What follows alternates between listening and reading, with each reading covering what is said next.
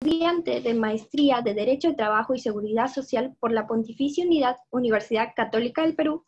Asimismo, es miembro de la sección peruana de jóvenes juristas adscrita a la Sociedad Peruana de Derecho de Trabajo y de la Seguridad Social. Doy pase a la ponente.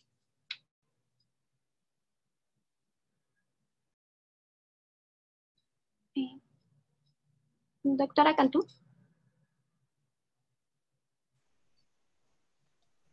Muchas gracias. No sé si podrían compartirme la pantalla para poder presentar el PPT. Ya está compartido, doctora. Ya, perfecto. ¿Se ve entonces todo? No, aún no se ve. No, aún no se ve. Ya.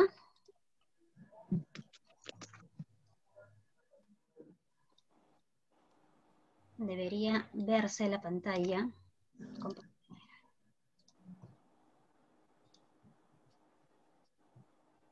¿Ahora se ve? ¿Está todo bien? Sí, ya se puede ver. Listo. Bueno, en principio querría agradecer al Círculo de Estudios Laborales y de Seguridad Social, CELS, y al Sindicato Único de Inspectores del Trabajo de SUNAFIL por la invitación como ponente a este seminario. Como ustedes ya lo han mencionado, es respecto a la inspección laboral post-COVID. Un tema que está en auge en estos tiempos de estado de emergencia sanitaria y estado de emergencia nacional es la inspección digital, ¿no? Algo que ya había venido siendo utilizado desde años atrás o se había intentado requerir una transformación, pero no había podido tener mayores logros en el tema de la inspección laboral, ¿no? Antes de ingresar, querría agradecer y querría señalar que efectivamente, como ya me han presentado, yo normalmente me dedico al tema de derecho laboral privado y estoy muy agradecida y muy honrada por compartir este espacio de tiempo con los inspectores de SUNAFIL, con el sindicato, cosa que normalmente no pasa en mi profesión y en mi especialidad, ¿no? Me presento nuevamente. Mi nombre es Jantu Osorio, soy asociada del estudio de la ICHEA y soy egresada y titulada por la Universidad Pontificia de la Católica del Perú. Tengo una segunda especialidad en Derecho del Trabajo y Seguridad Social y soy candidata a grado de magíster en la misma especialidad y por la misma universidad, ¿no? También, como habíamos mencionado, soy integrante de la sección peruana de jóvenes juristas adscrita a la Sociedad Peruana del Derecho del Trabajo y Seguridad Social. En caso tengan alguna duda o requieran el PPT, no sé si podrán compartirlo, me pueden encontrar en mi página de LinkedIn o en el correo que adjunto abajo.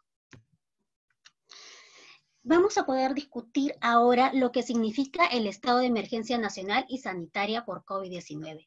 Como todos sabemos, el tema del COVID-19 ha traído diversas implicancias, tanto en tema sanitario, en tema económico, y también en la forma de la modalidad de prestación de servicios del hoy en día, ¿no? Esto no solo ha repercutido en el nivel y en el espacio privado, sino también en la administración pública.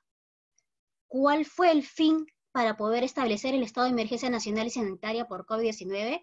Fue buscar reducir el impacto negativo de este virus frente a la población, tanto en el tema de la salud como en la vida de los pobladores, ¿no? Mejorar algunas condiciones sanitarias y la respuesta respecto a buscar una solución al COVID-19, y por último, impartir medidas que puedan sobrellevar las implicancias negativas de este virus. Ahora, el estado de emergencia sanitaria va desde el 11 de marzo al 7 de septiembre, es decir, todavía sigue vigente, y el estado de emergencia nacional se instauró un 15 de marzo, tuvo vigencia a partir del 16 de marzo del 2020, y llega hasta el 31 de agosto del 2020 por ahora, ¿no? Durante este tiempo, durante el estado de emergencia nacional, se señalaron algunas medidas para paliar el COVID-19. Entre ellas se encontró la instauración de una cuarentena o un aislamiento social obligatorio, y efectivamente se restringieron ciertos derechos. Entre estos derechos tenemos el derecho a la libertad de tránsito y el derecho a la libertad de reunión. Y además se instauraron otras medidas laborales, desde el punto de vista laboral, como el trabajo remoto, la licencia con goce sujeta a compensación. También se instauraron el tema de las actividades esenciales en el artículo 4 del Decreto Supremo 044-2020-PCM, que eran las únicas, digamos, habilitadas para poder transitar, o los trabajadores respecto a esas actividades eran los únicos habilitados para poder transitar en el territorio peruano. También se dictaron algunas medidas respecto al grupo de riesgo, los trabajadores del grupo de riesgo, la suspensión perfecta de labores y los lineamientos respecto a la vigilancia, prevención y control de COVID, que tenían su finalidad o su documento macro en un plan, ¿no? Efectivamente, como es normal, quien se encargaba de realizar la fiscalización era SUNAFIL, o la Superintendencia de Fiscalización Laboral. Pero ¿qué pasó? Vamos a tener que las intervenciones en el 2020 han tenido las siguientes características. Tenemos en el gráfico número 1 las inspecciones por tipo, que han representado respecto de las orientaciones el 8%, 2.930, y respecto a las fiscalizaciones como tal, 32.082, que representa el 92%. Respecto al primer trimestre del año 2020 y al segundo trimestre, tenemos que efectivamente en el segundo trimestre estas han aumentado. Lo más interesante es lo que pasa en el gráfico número 3, en las fiscalizaciones por meses. Enero y febrero se mantuvieron más o menos en un estado aproximado, en un promedio, pero bajó drásticamente en marzo y en abril. En abril solo llegó a 1.210. En mayo comenzó a subir nuevamente y culminó en junio con 11.865, a pesar que continuamos con un estado de emergencia sanitaria. ¿Qué pasó para que bajara drásticamente y volviera a subir drásticamente también? ¿No? Hemos podido tener noticias en los medios respecto a estos comportamientos o a este tipo de requerimientos de información o medidas buscadas por el sindicato y por los trabajadores de SUNAFIL. ¿Qué pasó? Ahora, ustedes saben muy bien, como hemos estado comentando, que el tema de la inspección laboral es como cualquier otra, una actividad. El problema es que tenemos una situación de crisis y de emergencia actualmente en la cual trabajadores, como también son los servidores, funcionarios e inspectores de SUNAFIL, se encuentran en un tema de crisis o de una problemática social al ser trasladados a un centro de trabajo para realizar sus funciones diarias, donde podrían ser contagiados también por COVID-19. El primer protocolo que sacaron para poder regular la actividad inspectiva fue respecto a una actividad presencial. No fue respecto a una actividad virtual o una inspección virtual utilizando los medios de la información o las TICs, las tecnologías de la información y telecomunicaciones, lo cual pudo haber traído mayores problemas a la salud y la seguridad de los trabajadores y la salud y la seguridad de las inspectoras de SUNAFIL. No obstante, después de un tiempo tenemos este tipo de noticias. Normalmente, la primera noticia es respecto a una fiscalización presencial, ¿no? Pero que son las menos. Tenemos estas de acá, donde SUNAFIL participa, pero mediante las tecnologías de la información y comunicaciones. Se realiza el requerimiento de información a través de casilla electrónica y otros medios de comunicación con el empleador.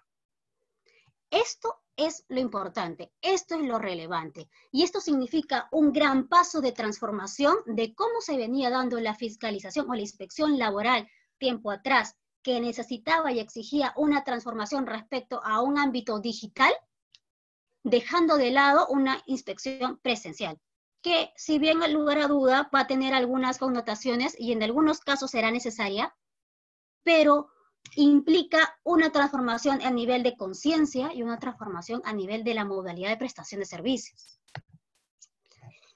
Aquí tenemos algunas directivas y protocolos que se han emitido durante el estado de emergencia sanitaria y nacional, ¿no? Las cuales voy a destacar para verificar cómo ha ido transformándose y cómo ha ido ejemplificando el tema de la transformación digital. En principio, tenemos la directiva C2-2020 de SUNAFIL, que son las normas para el funcionamiento de la SINEL, que es el Sistema Informático de Notificación Electrónica de la SUNAFIL, mediante el cual se permite con este sistema la transmisión y almacenamiento de la información de notificaciones de la casilla electrónica, garantizando la confidencialidad, integridad y la disponibilidad de notificaciones diligenciadas electrónicamente. Se va transformando el paradigma de la inspección laboral. Efectivamente, tiene ya un trasfondo normativo. Tenemos su trasfondo en la Ley 3814, la ley que aprueba el fortalecimiento del SIT, del Sistema Inspectivo de Trabajo. Tenemos el Decreto Supremo 003-2020-TR y tenemos las normas técnicas peruanas de ISO y IEC 2700-22-2008. ¿Qué trae consigo esta directiva? Esta directiva regula ciertos términos. Casilla electrónica, que era un buzón electrónico asignado a un usuario, ¿no? La casilla electrónica que tenemos hoy en día para realizar los requerimientos al empleador, al administrado. Y esta casilla pertenece a SUNAFIL, cuyo propósito es el trámite seguro y confiable de la información, de las notificaciones en el marco de un procedimiento administrativo y de actuaciones de la SUNAFIL, ¿no?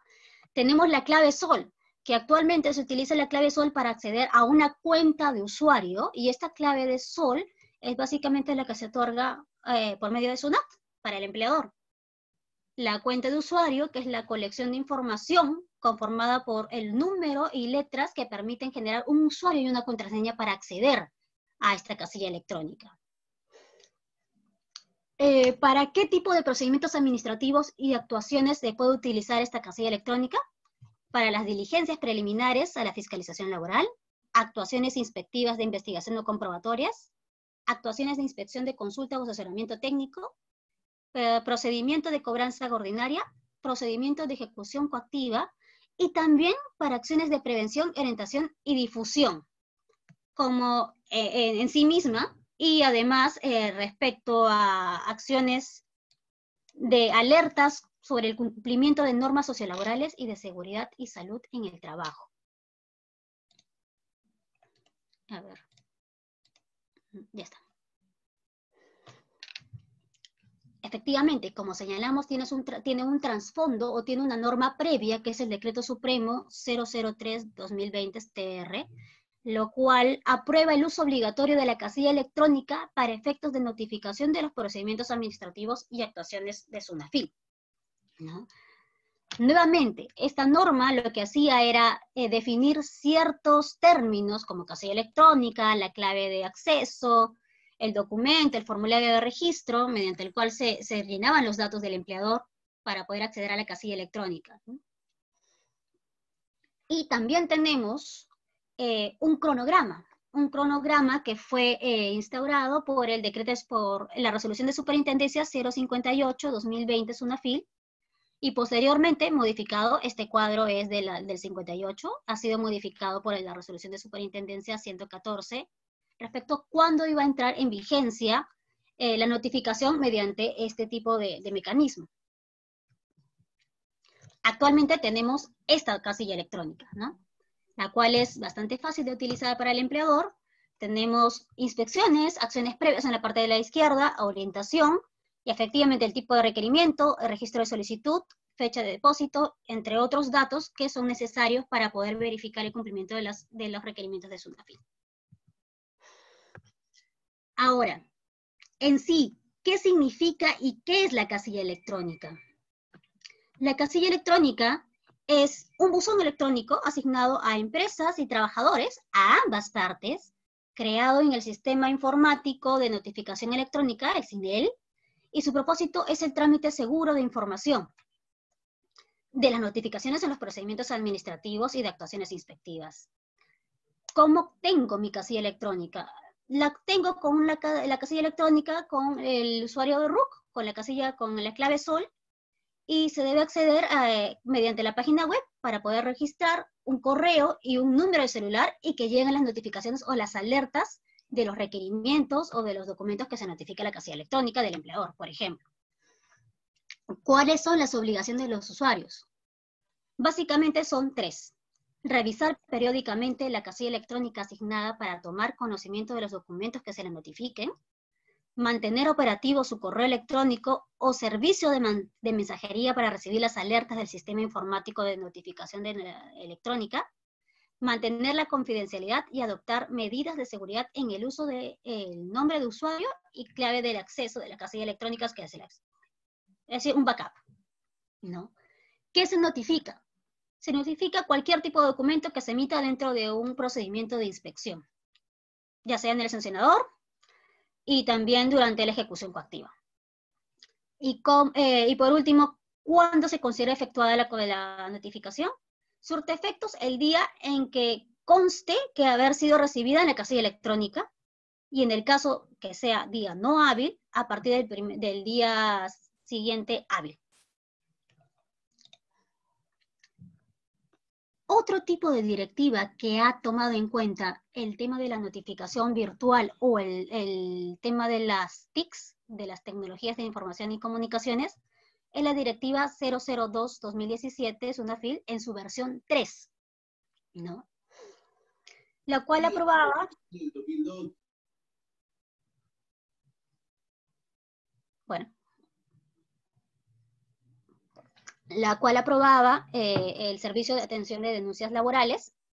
Se modificaba esta directiva que ya era antigua y se requería la presentación de una denuncia virtual con un formato de información mínima y necesaria a través de TICs, que es lo más importante, y establecer el proceso para un tratamiento uniforme.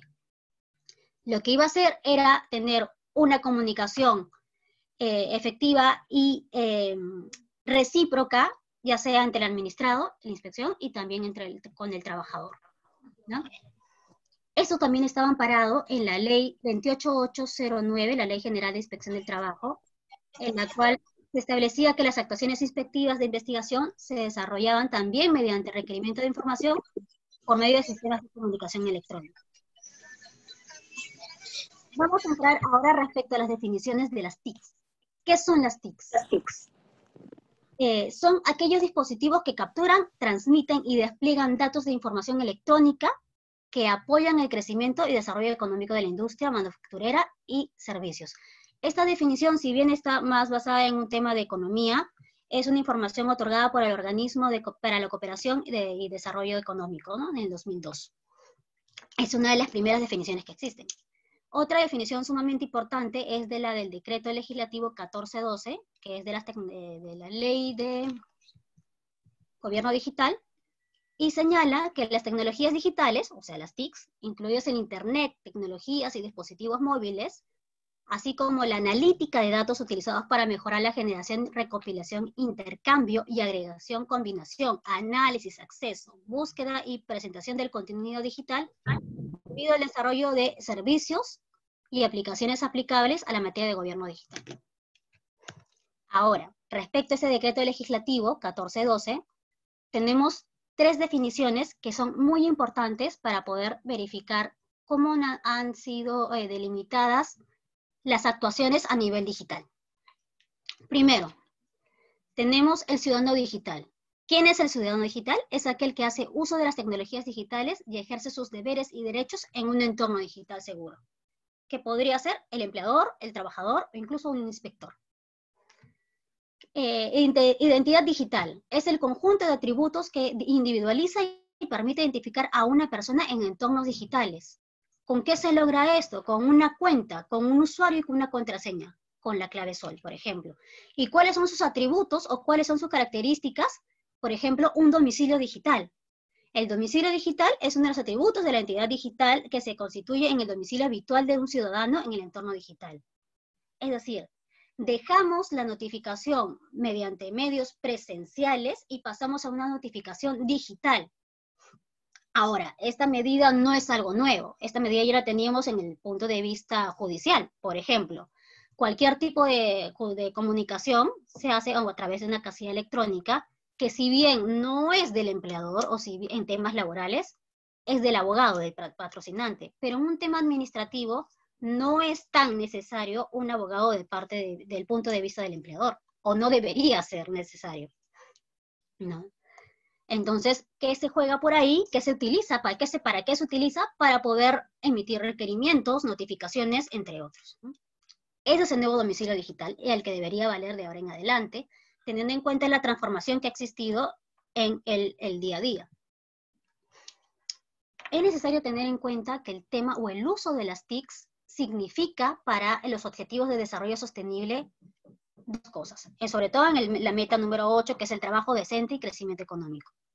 En la meta 8.2 es lograr niveles más elevados de productividad económica mediante la diversificación, la modernización y la innovación. Si bien, y obviamente, no estamos en un tema de actividad económica como tal, estamos en una institución que necesita obtener una mayor productividad mediante algunos métodos o mecanismos para llegar a ciertas metas u objetivos que se tiene que plantear.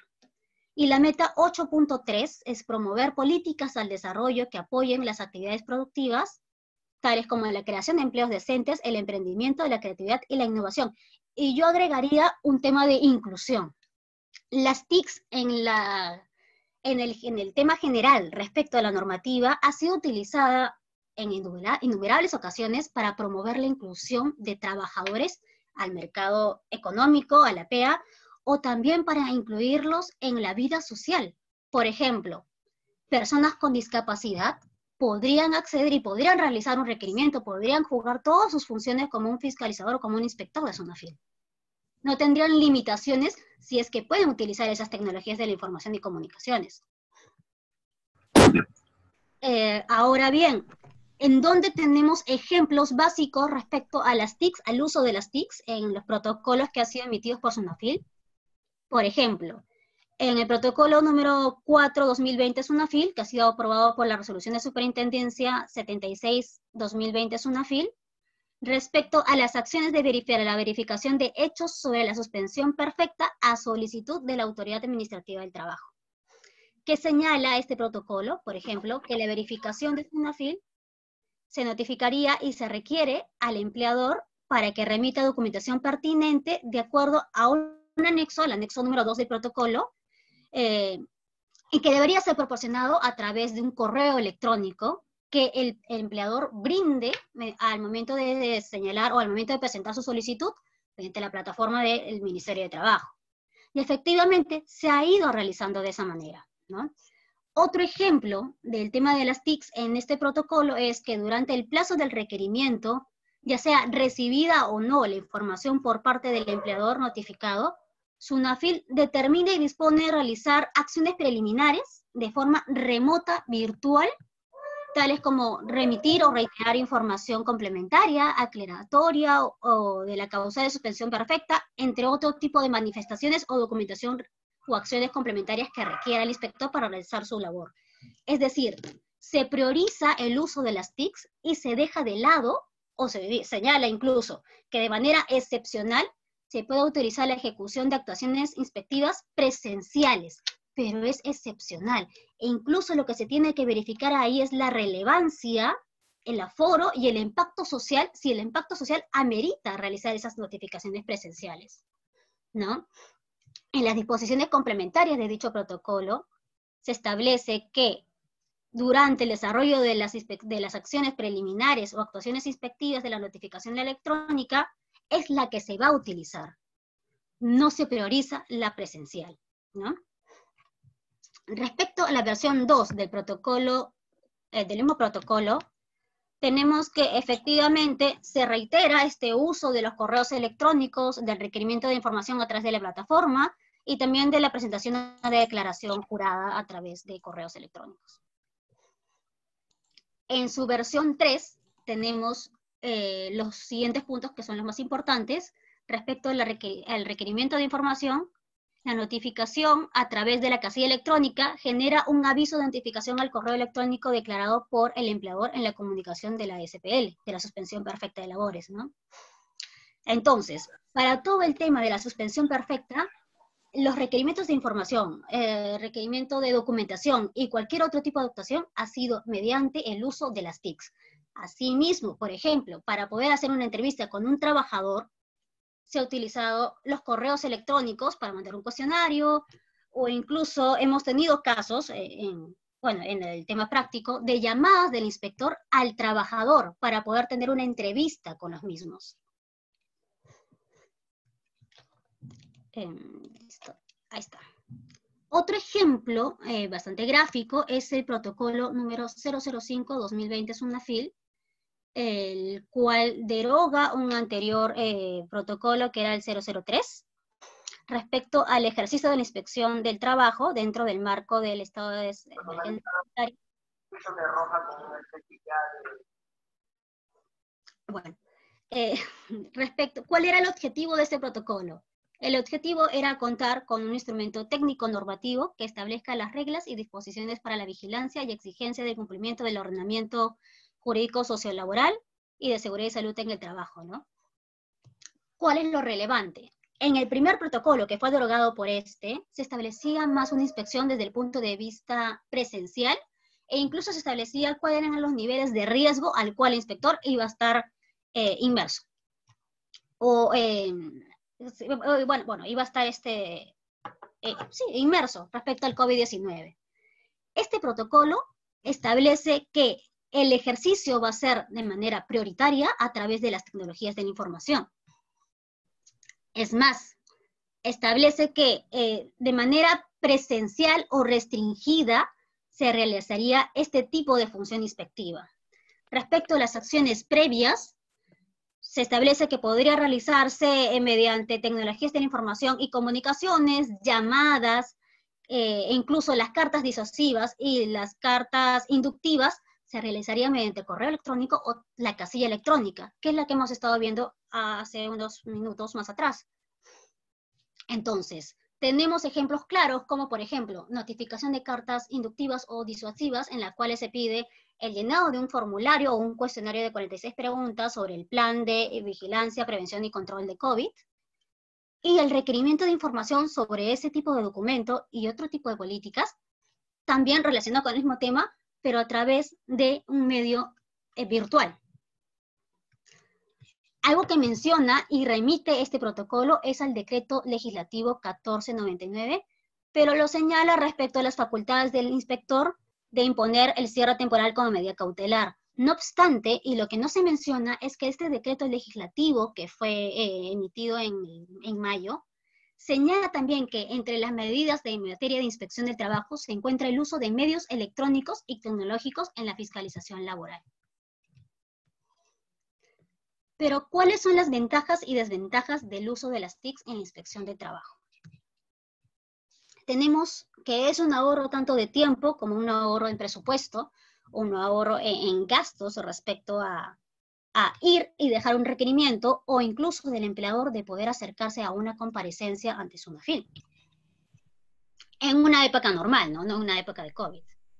También implica, y tal como había comentado, un tipo de ventaja respecto a la inclusión de otro tipo de personas o de personas con discapacidad para poder realizar cualquier tipo de actuación inspectiva en el ejercicio de sus funciones.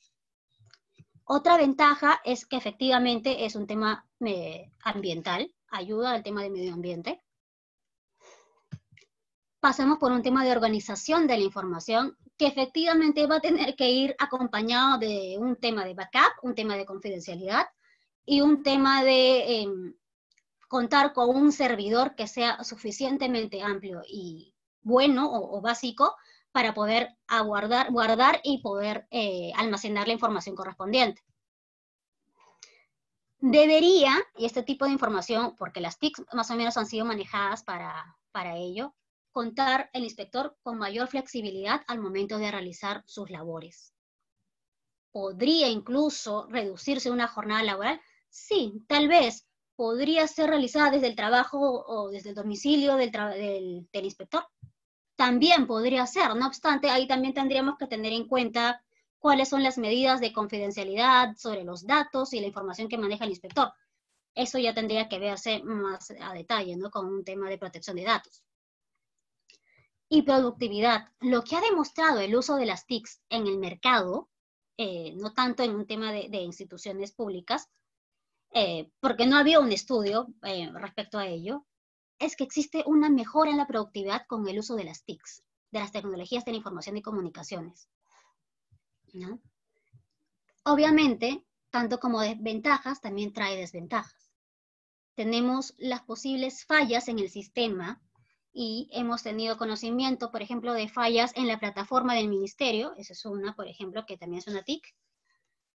Fallas, por ejemplo, en la casilla electrónica, en las cuales no han podido acceder a las notificaciones, una serie de empleadores. Pero también podría haber una falla respecto al empleador al uso de las TICs para poder utilizarlos y para poder remitir información.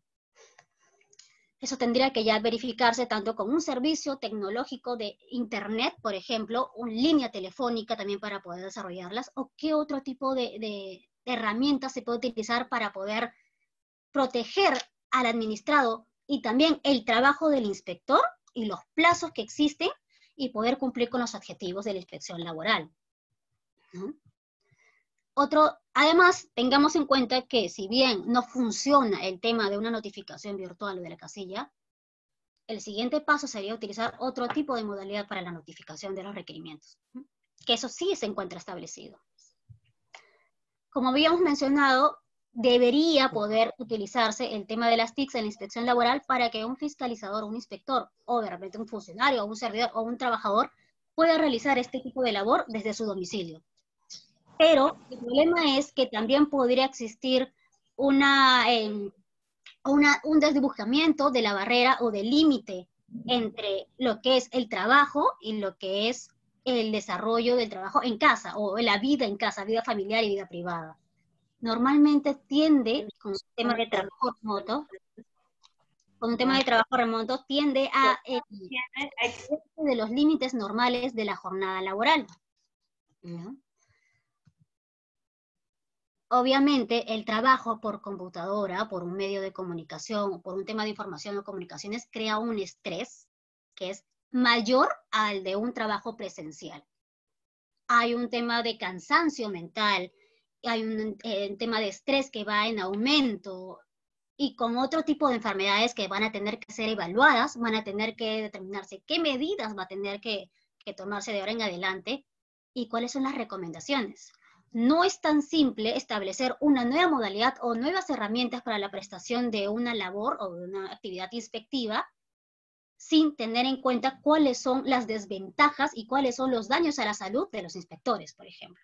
Existen ya informes y existen estudios en los cuales señalan que este tipo de actividades, mediante los medios de comunicación, crea un mayor estrés y un gran grado un grado perjudicial a un tema de riesgo que perjudica la salud de los trabajadores, ¿no?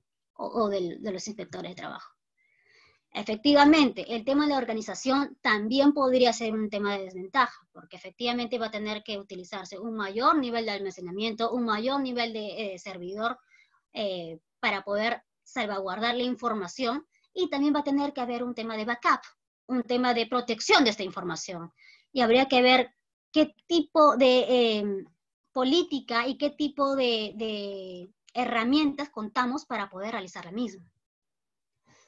Y por último, y este es un tema que tengo que comentarlo, porque en el tema de ser abogada de empresa, existe algo que nos juega normalmente o le juega a favor al empleador, son los plazos. El tema de los plazos para el empleador es importantísimo. Para el empleador, mientras más pase el plazo, mientras más se demore una inspección, va a ser mejor. No obstante, desde el punto de vista de la inspección laboral, que busca tener objetivos tales como llegar a un tema de la verdad material, poder verificar el incumplimiento o no de una infracción laboral o el cumplimiento de una normativa sociolaboral y de seguridad y salud en el trabajo, va a ser determinante el tema de poder lograr un pronunciamiento en un plazo razonable. Como les digo, desde el punto de vista del empleador, esto no va a ser una ventaja, va a ser una desventaja. Entonces, el tema es verificar o ver a las TICs como una oportunidad para subir el nivel de productividad a nivel de la actuación inspectiva y a nivel del tema de trabajo, y también una oportunidad para buscar la inclusión de las personas con discapacidad al tema de la inspección del trabajo y que ésta sea mayor, ¿no? Y bueno, básicamente esto es lo que tenemos por ahora. Espero que realmente el tema de las TICs continúe y persevere y además se encuentre una regulación especial para el tema de la administración pública, ya que definitivamente no es lo mismo que un inspector pierda el tiempo dirigiéndose a un centro de trabajo u otro, pudiendo utilizarlo en otros temas, que en un tema de utilizar una TIC para poder hacer un requerimiento, una comparecencia, o simplemente entregar información o notificaciones al empleador, ¿no? Nuevamente quiero agradecer a CELS y al sindicato por la invitación y espero que sea de su agrado. También esperaría que en algún momento, si es que puedan participar en una invitación de la sección peruana de jóvenes juristas, quisiera contar con el apoyo del sindicato en especial para que nos brinden sus ideas, comentarios y también nos brinden su opinión respecto a los temas coyunturales de hoy en día, ¿no? Sobre el COVID. Muchas gracias.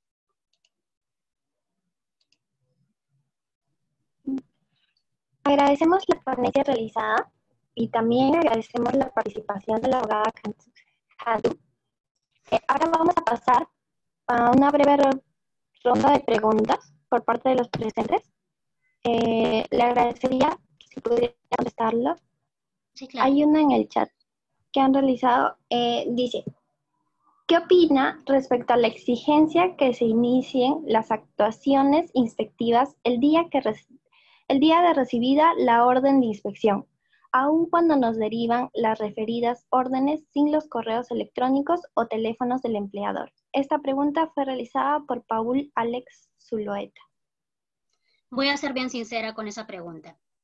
Bueno, en principio se supone que para que pueda iniciar un tema de inspección, un tema de plazo, debería haber una correcta notificación al empleador o una correcta notificación de respecto de un correo de un trabajador para poder ver un tema de entrevista. Lo que debería pasar es la suspensión del plazo hasta que se pueda subsanar ese incumplimiento, ¿no? Y que básicamente es lo que sucede en el Poder Judicial y debería suceder también en la inspección laboral. Y ya, muchas gracias. No sé si tienen otra pregunta por parte de los presentes.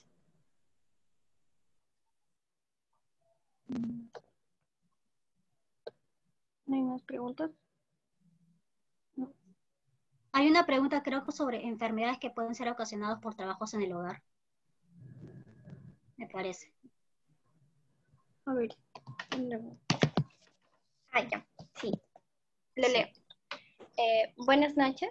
Las enfermedades que pudieran ser ocasionadas por los trabajos en hogar, ergonómico, psicosocial, la visión, ¿las normas ha establecido tipificaciones? Esta fue realizada por Hugo.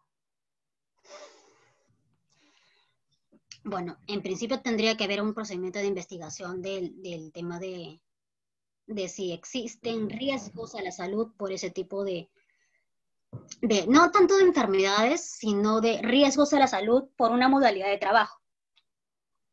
Si nos basamos en lo que es el trabajo remoto, por ejemplo, tenemos en la regulación que lo único que mencionan es comunicar y recomendar medidas para prevenir el tema de los riesgos ocupacionales. Pero básicamente no ha habido mayor comentarios o mayor definición sobre ese tipo de enfermedades. El traslado a mi parecer, y creo que varios están de acuerdo con eso, se traslada la obligación o el tema del deber de precaución del empleador, se le traslada al trabajador. Ahí ya estamos mal. Si bien es el domicilio del trabajador, y obviamente vas a ver qué tipo de riesgos que existen, necesitas un especialista que en la materia, un prevencionista de riesgos, que pueda, por ejemplo, verificar si la iluminación es la correcta, si el tipo de silla es el correcto a utilizar, de repente el mouse de acá crea mayores daños porque no tienes un apoyador en la muñeca, y eso es un daño también ergonómico, ¿no? Creo que no es suficiente respecto a lo que tenemos ahora. Tendría que primero actualizarse en la matriz IPRC para poder verificar qué tipo de riesgos y peligros tenemos, y luego debería haber un tema de inspección, verificación, investigación, auditorías al domicilio, obviamente con el permiso del trabajador para que el empleador pueda, pero quien debería estar activamente verificando todo este tema de seguridad y salud en el trabajo, sin perjuicio que no sea el centro de trabajo tradicional, que es la empresa, es el empleador, ¿no? Definitivamente por ahí tendríamos que ir respecto a ese tipo de lesiones o ese tipo de riesgos a la salud. Ahora, también entendamos que estamos en un momento de crisis. Tipos o modalidades como el trabajo remoto han sido creados, digamos, en el transcurso de la crisis y mientras que hemos estado encerrados. No es tan fácil, aunque bueno, ahora en Lima ya no tenemos cuarentena, pero en otras partes del país sí tenemos una cuarentena focalizada, y eso lo que crea es un tema de que no sabemos en qué momento estamos de la cuarentena y qué medidas se pueden tomar. Lo que debería pasar ahora es que el ministerio se pronuncie como órgano para verificar cuáles van a ser las regulaciones o de repente cuáles son las medidas a tomar de ahora en adelante. Regular mejor el tema del trabajo remoto, por ejemplo, para verificar qué tipo de medidas se van a tomar. Eso es lo que deberíamos hacer. No sé si respondo o faltaría algo. Sí, aunado a eso, ha hecho otra pregunta señalando de si en esta coyuntura aún sigue siendo obligatorio realizar auditoría por auditor del Ministerio de Trabajo y monitoreos ocupacionales. No sé si lo puede. A ver, respecto a los monitoreos ocupacionales, efectivamente, como justo estaba comentando, esta figura respecto al trabajo remoto, tipos de modalidades en el tema del trabajo, o en la casa, ¿no? Como nuevo centro de trabajo, ha sido instaurada durante la crisis. Va a ser difícil realizar un monitoreo ocupacional. Existen algunas suspensiones respecto a ello. No obstante, si se va a venir realizando una modalidad de servicios, una prestación de servicios, lo más lógico sería que sí existieran monitoreos ocupacionales al centro de trabajo de cada trabajador, ¿no? Del trabajador remoto, por ejemplo. Eso sería lo lógico, pero no se está haciendo.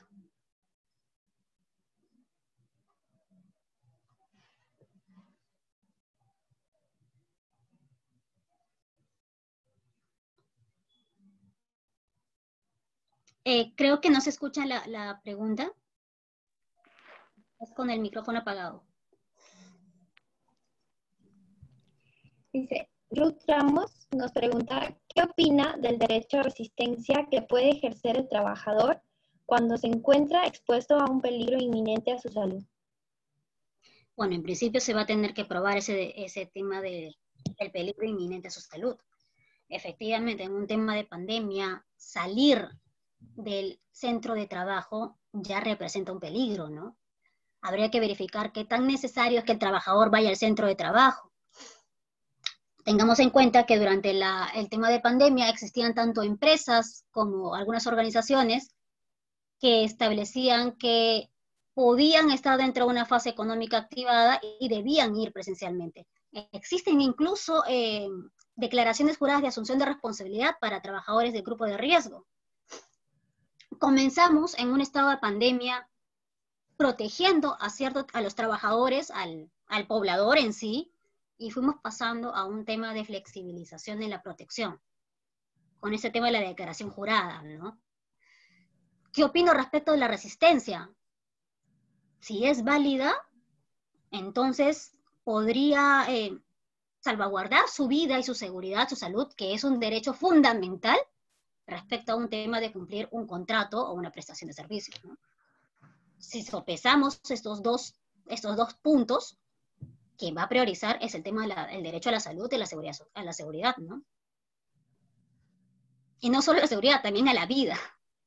O sea, vayamos más allá. El tema del COVID sí está causando muertes. No es algo tan fácil ni es algo tan simple como para tenerlo como cualquier cosa, ¿no? Edson nos pregunta de la deserción de su ponencia, le preguntaría lo siguiente. Sabiendo la vulneración de derechos laborales por parte de los empleadores y con anuencia y o contubernio, muchas veces las autoridades,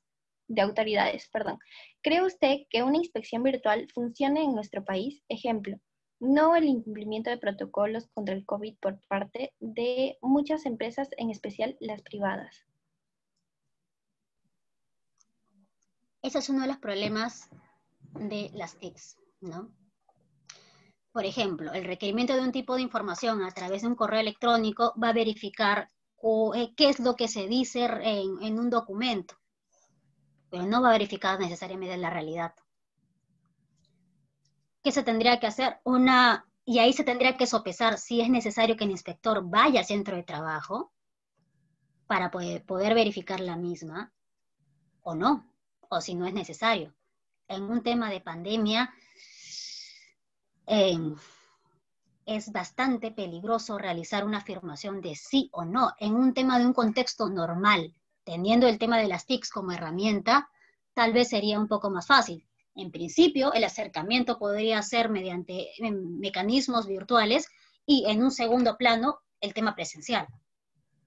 Valorando qué tipos digamos, signos, qué tipos de señales existen para que yo pueda autorizar a alguien, a un inspector, que pueda ir a un centro de trabajo y realizar la verificación in situ, ¿no? Ahora, sobre el tema de protocolos con el COVID, hay que tener en cuenta también que existe el derecho a la salud y la seguridad, ¿no? No es tan simple, no es que es algo negro o es algo blanco. Existen varias aristas, varias vertientes grises en las cuales que tenemos que tener en cuenta que también, así como mis trabajadores en el tema del centro de trabajo, existen también como los empleadores, existen trabajadores del Estado, porque son también trabajadores o servidores o funcionarios públicos, que también deben ser protegidos en temas de seguridad y salud. Ahora, efectivamente, lo que van a hacer los empleadores y con total honestidad es presentar documentación formal y es muy seguro que no cumplan con las medidas de protección a los trabajadores respecto a los protocolos del COVID. ¿Con qué se podría paliar por ahora? Se podría paliar con un tema de, digamos, verificaciones a través de Zoom, videollamadas, para poder recorrer el centro de trabajo, verificar si están de acuerdo, si no están de acuerdo. Un tema de verificar la compra de repente de EPPs. Se tendrán que buscar otros mecanismos para verificar el cumplimiento de obligaciones, pero tampoco es un tema de exponer a un inspector a una fiscalización, ¿no? A una fiscalización que puede ser dañina para su salud.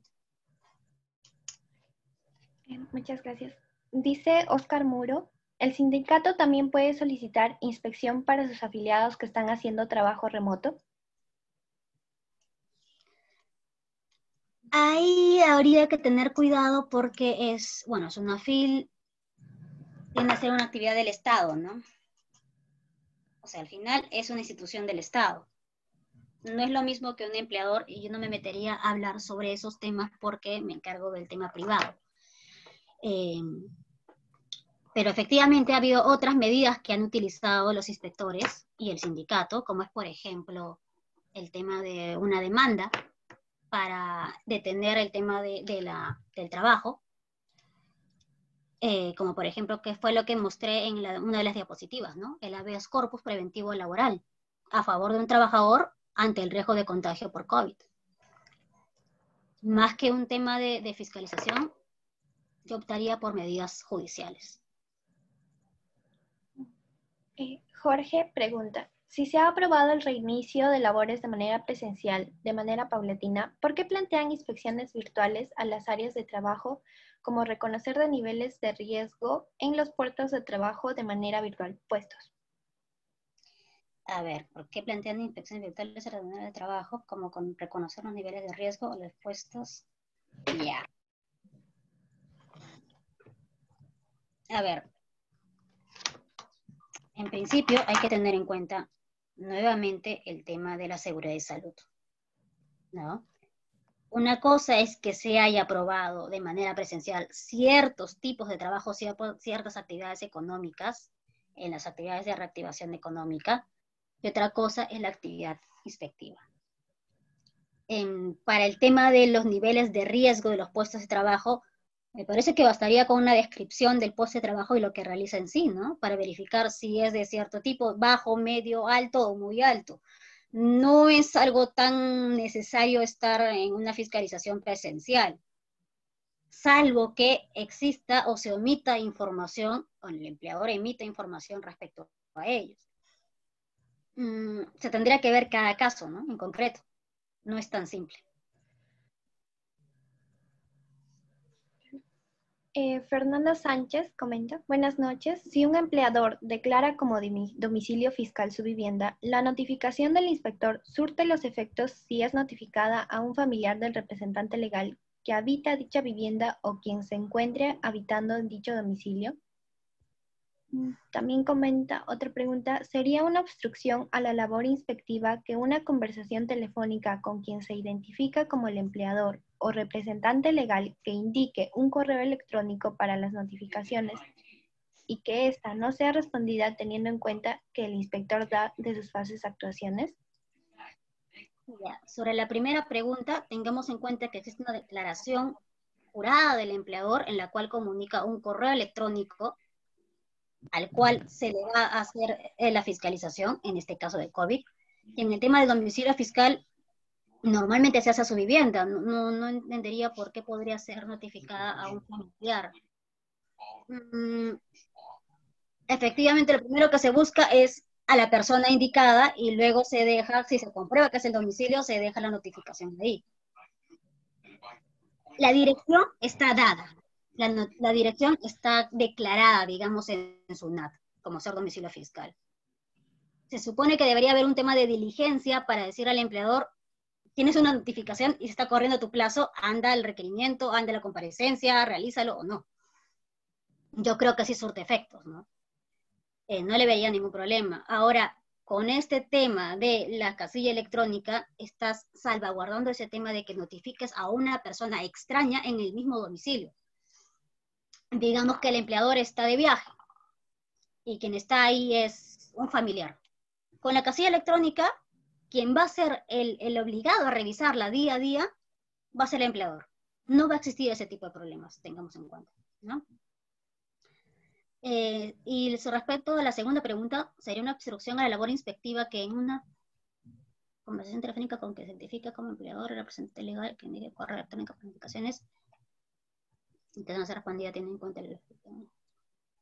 Ya, ese tema de las conversaciones telefónicas a mí me parecen un poco débil realmente para poder establecer una comunicación o establecer un tema de un correo electrónico para las notificaciones.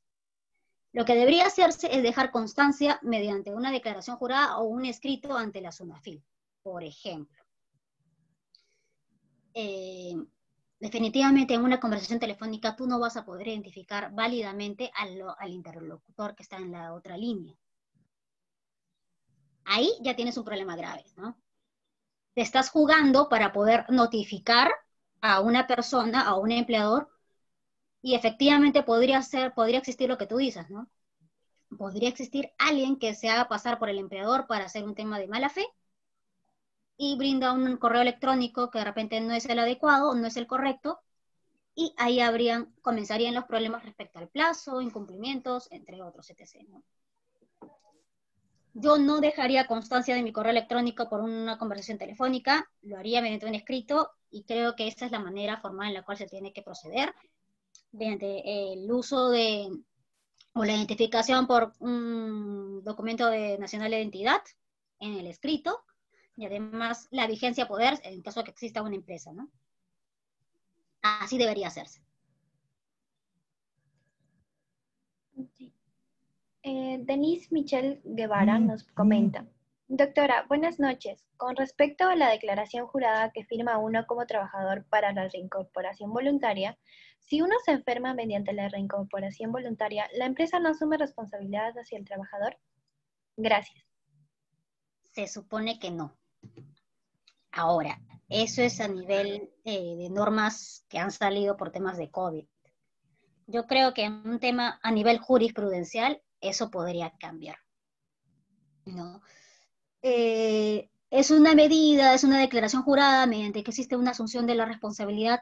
No obstante, la jurisprudencia normalmente ha otorgado criterios y ha ido en contra de los pronunciamientos, incluso en algunas normas, porque ha sopesado el tema de la responsabilidad, del deber de prevención del empleador, y al final ha establecido que debería guiarse o debería verse otro criterio para la asunción de responsabilidad o no.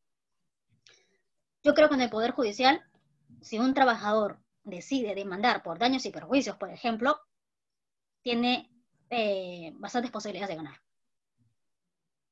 ¿No? Sí, dependerá de quién esté encargado de dicho procedimiento. Yo creería que sí, por ese lado tendrías posibilidades.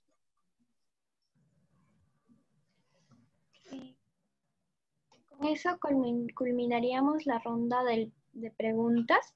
Agradecemos nuevamente por la ponencia que ha realizado y pasamos a la segunda ponencia. Muchas gracias, abogada Cantú. Gracias, Shirley. Gracias. Como segundo tema, tenemos factores psicosociales y salud mental en el trabajo en el contexto del COVID-19. Como ponente, tenemos a Walter Parillas Vilches, quien es sociólogo egresado del doctorado en Sociología de la Universidad Nacional Mayor de San Marcos, de la maestría en Políticas Públicas Sociales también en la Universidad Mayor de San Marcos y maestría en Salud Ocupacional.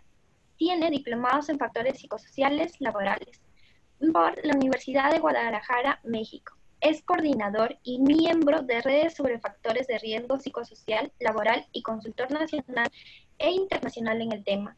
Ha sido miembro de la Red de Conocimiento de Condiciones de Empleo y Salud, de la Comisión de Determinantes Sociales de la Organización Mundial de Salud. Asimismo, ha sido presidente de la Sociedad Peruana de Salud Ocupacional. Cuenta con más de 25 años de experiencia como funcionario público dirigiéndose a ONGs. Asimismo, ha sido alcalde del distrito de Lis, Yauyos, Lima, en el periodo de 1996-1998. Agradecemos por la asistencia. Doy pase al ponente. Buenas noches. Buenas noches. Muchas gracias por la invitación, ¿no? A los organizadores. ¿Se ve la presentación? Sí, sí se ve. Ya. Bueno, vamos a abordar el tema de los factores psicosociales y la salud mental en el trabajo en el contexto del COVID-19, ¿no? Vamos a tocar el tema ¿qué inspeccionar? La pandemia, el contexto de la pandemia, los sectores vulnerables, la importancia de los factores psicosociales y el marco normativo, ¿no? Todo en relación a los factores psicosociales y la salud mental. Hicimos una encuesta que la pasamos, ¿no? Mediante este programa menti.com, y lo que nos sale, la palabra que más, digamos, relevancia tiene, de acuerdo a las respuestas, es fiscalizar. O sea, la pregunta fue, ¿cuál es el rol del inspector de SUNAFIL sobre factores psicosociales y de salud mental? Y la respuesta fue fiscalizar, fue la que predominó, ¿no? Seguida de otros términos, ¿no? Incluso figura también fiscalizador, pero también figura orientar, vigilar, prevencionista. Entonces, lo que vemos que en la labor inspectiva no existe como esta, digamos, dos enfoques, que es un carácter principalmente sancionador o un carácter principalmente asistencia hacia las empresas, ¿no? Y entre eso está la labor inspectiva, entonces en esa tensión entre sancionar o asistir.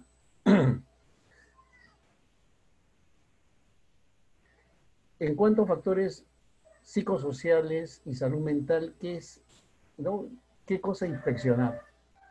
Bueno, si tuvieran que inspeccionar, bueno, de acuerdo al marco normativo, tendrían que ver el plan de vigilancia, prevención, control de la salud de los trabajadores con riesgo de exposición a COVID-19 ahora en el marco de la pandemia. Tendrían también que observar el monitoreo de factores psicosociales, ¿no? La evaluación de la salud mental en el trabajo y el tema, por ejemplo, de aseo sexual, ¿no?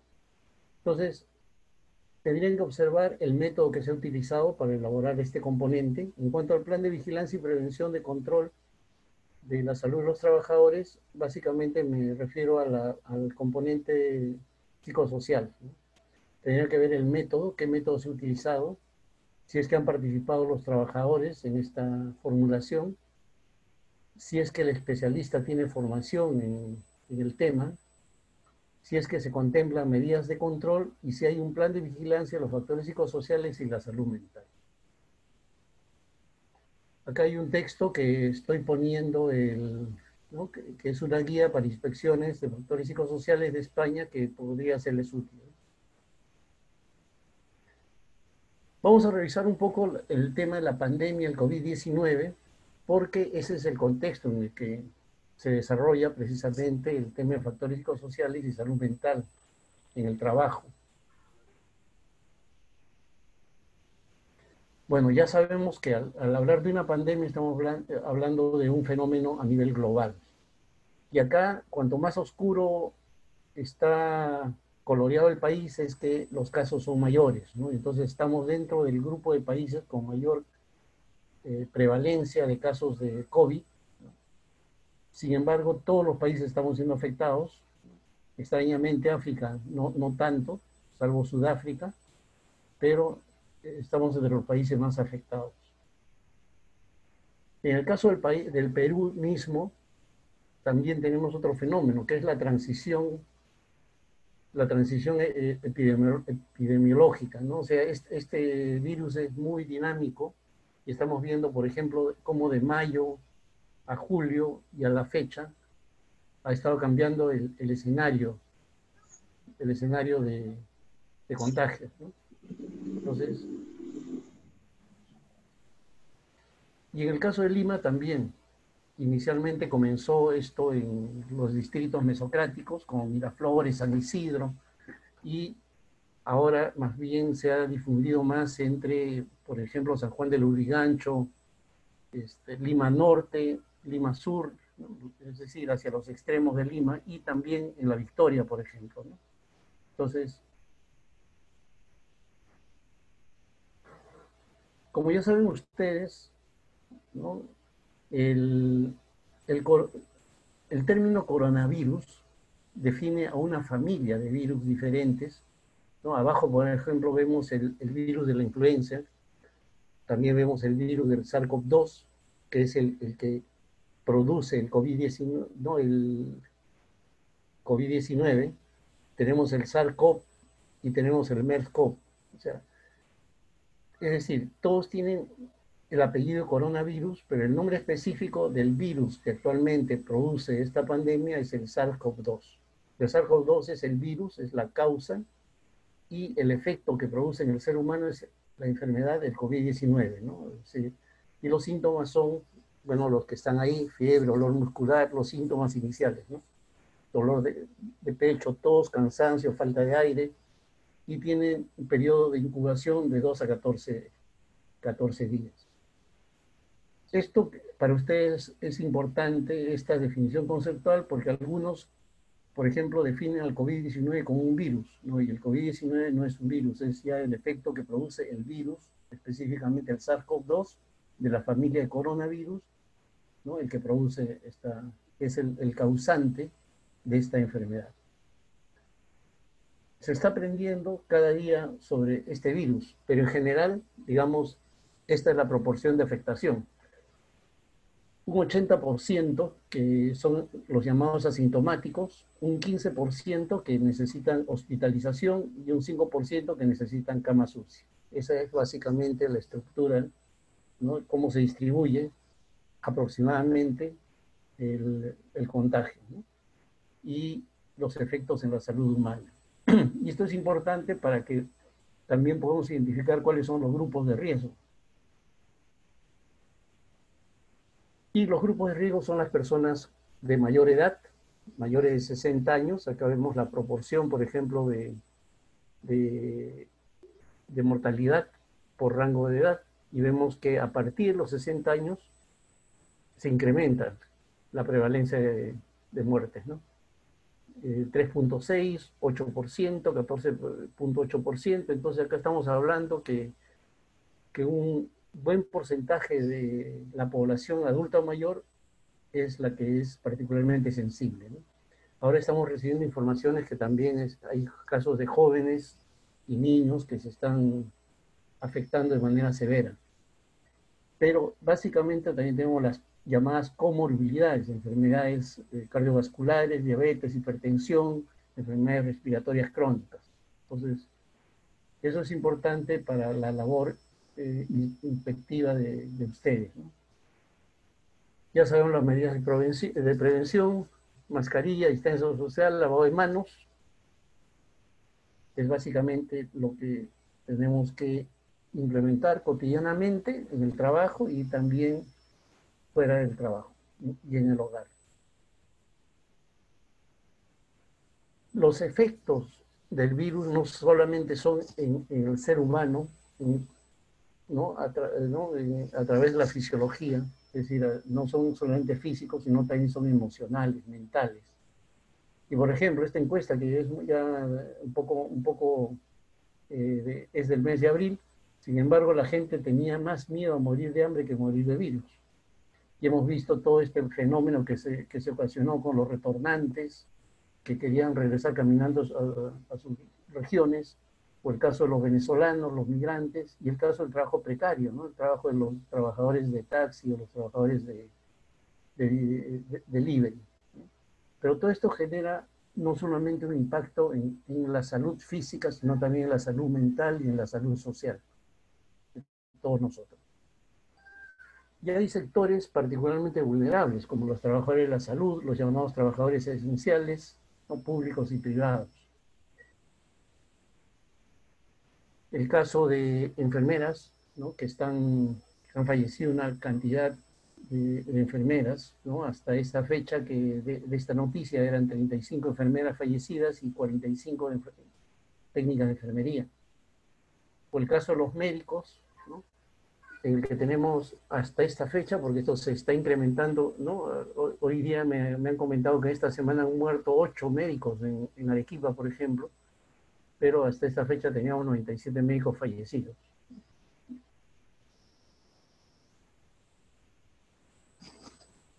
La OPS, la Organización Panamericana de la Salud, también ha llamado la atención sobre el tema de este sector que está siendo afectado, los trabajadores de la salud, pero también tenemos otros trabajadores, ¿no?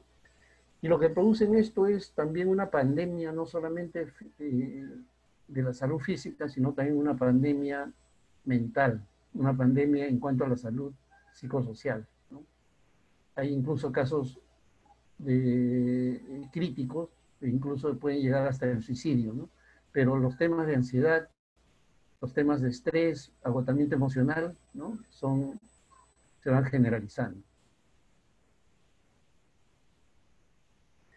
Esto ha sido abordado por la OIT y el Día de la Seguridad y Salud en el Trabajo, el 28 de abril, la OIT aborda este problema, ¿no? Y acá vamos a ver algunas de las cosas que mencionan ellos.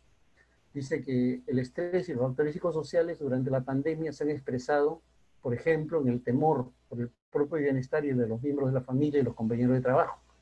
Me imagino, ustedes mismos deben de sentir el temor de contagiarse, no solo por ustedes, sino también por la familia. La carencia de equipos de protección personal, la sensación de aislamiento, la falta de apoyo social o de tejido social, la tensión entre los protocolos de seguridad establecidos y el deseo de cuidar o apoyar a las personas, la dificultad para mantener actividades de autocuidado, ¿no? Ejercicios, buenos hábitos alimentarios, horas de descanso, la inseguridad laboral, el temor a perder el empleo, ¿no? Los que hacen trabajo remoto sienten también el temor de que no le renueven el contrato si es que no tienen un contrato permanente, ¿no? Y las reacciones de estrés, estado de ánimo bajo, la baja motivación, la ansiedad, la depresión, todo esto produce efectos graves entonces en la salud mental. Y en los trabajadores que trabajan desde sus domicilios también hay algunos factores como la sensación de aislamiento, las horas de trabajo excesivas, esta línea divisoria muy tenue entre la vida del trabajo y la familia, principalmente afecta esto a las mujeres, ¿no? Esto ya hay varios testimonios, incluso ya algunas exploraciones que muestran cómo la mujer ha sido particularmente afectada por este trabajo remoto, las cargas múltiples, ¿no? Responsabilidad de trabajo, tareas domésticas, cuidado de los miembros de la familia, el caso del teletrabajo, por ejemplo, en salud, con la telemedicina o la teleeducación, ¿no? Quienes terminan haciendo las tareas con los niños son, por ejemplo, principalmente las madres, ¿no? La frustración y aburrimiento, la violencia doméstica, ¿no? Los casos de violencia doméstica también se expresan de manera particular, ¿no? Bueno, esta es, digamos, la primera parte. Entonces, ¿cuál es la importancia de los factores psicosociales y la salud mental en el trabajo? ¿No? Ya más allá de la pandemia, desde antes de la pandemia, el problema de la salud psicosocial es un problema crítico en el Perú y a nivel global. Y ahora lo vamos a ver. Por ejemplo, ¿no? En Estados Unidos, bueno, hay reportes que un 20% de trabajadores tenían problemas de salud mental. En otra encuesta decía que el 40% de trabajadores en una encuesta en el noreste de Estados Unidos se sentían muy o sumamente estresados por su trabajo. Otra encuesta del Instituto de las Familias y el Trabajo dice que el 26%, ¿no? Se sienten quemados en el trabajo o sienten un estrés, ¿no? Quemados es agotados por el trabajo, ¿no? Otra encuesta de la Universidad de Yale dice que el 29% se sienten bastante o sumamente estresados en el trabajo. Entonces, no creo que pensemos que en Estados Unidos está peor que el Perú. Entonces, la situación en Perú, el tema es que no hemos tenido estudios así generales. Para calcular los costos, en el caso de Suiza, que es uno de los países más tranquilos del mundo, los suizos en general, digamos, muy rara, son los casos muy raros que tengan problemas, por ejemplo, económicos, y tienen una vida muy tranquila en general. El costo para el año 2016 de los problemas derivados del estrés eran el 0.7% del PBI. Entonces, no solamente hay costos a nivel de la salud psicosocial, de la salud incluso fisiológica, sino también de la proporción de personas afectadas, trabajadores afectados, pero además hay costos económicos. El costo de la inasistencia al trabajo, del ausentismo, el costo del presentismo, es decir, asistir al trabajo y hacer como que se trabaja, pero en realidad no se trabaja, etcétera. O sea, hay una serie de aspectos que se expresan también en términos económicos. Entonces, en resumen, estamos viendo que la salud psicosocial, los factores psicosociales tienen una importancia a nivel de la salud pública y junto con los riesgos ergonómicos son la pandemia laboral del siglo XXI. Y además tienen impactos y altos costos económicos por los descansos médicos y el tratamiento que implica, ¿no? Es decir, ya antes de la pandemia teníamos esta situación, entonces imaginemos, esto se ha potenciado con la pandemia. Estamos adoleciendo una pandemia no solamente del COVID-19, sino también una pandemia de los efectos en la salud mental de este COVID-19. Entonces, preguntémonos qué son los factores psicosociales. Y esto ha sido definido por la OIT y la OMS, ¿no? En un documento de 1984 lo define así: son las interacciones entre el contenido, la organización y la gestión del trabajo y las condiciones ambientales, por un lado, y las funciones y necesidades de los trabajadores, por otro lado, ¿no? Que pueden ejercer una influencia nociva en la salud de los trabajadores a través de sus percepciones y experiencias. Por ejemplo, ustedes como inspectores, ¿no? Como inspectores, ¿en qué consiste el trabajo de ustedes?